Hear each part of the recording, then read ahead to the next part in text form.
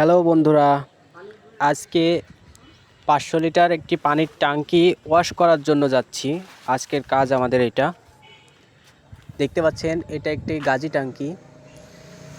আমার মিস্ত্রি এখন উঠছে, দেখেন ট্যাঙ্কিটার ভেতরে কেমন ময়লা এটা একটু দেখার চেষ্টা করব। এখনই খোলার চেষ্টা করা হচ্ছে, খোলা হয়ে গেছে। দেখেন আয়রনে অনেক ময়লা জমছে। এই ময়লাগুলো আমরা এখন পরিষ্কার করার চেষ্টা করব।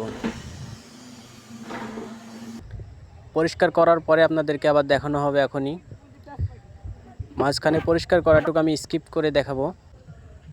এখন দেখেন পরিষ্কার করা হয়ে গেছে, কতটা ঝকঝকে নতুনের মতো পরিষ্কার করে দিয়েছি।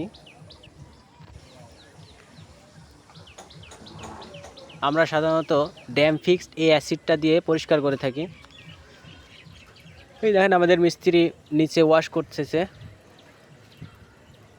এভাবে আমরা স্প্রিং ঢুকিয়ে ওয়াশ করে থাকি ভিতরে কনসিলগুলো, বাইরেরগুলো আমি পাইপ খুলে ফেলে ওয়াশ করি।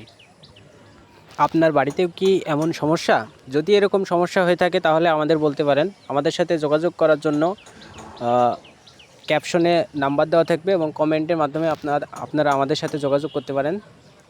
যদি সমস্যা হয়ে থাকে তাহলে অবশ্যই আমাদের সাথে যোগাযোগ করুন। ধন্যবাদ।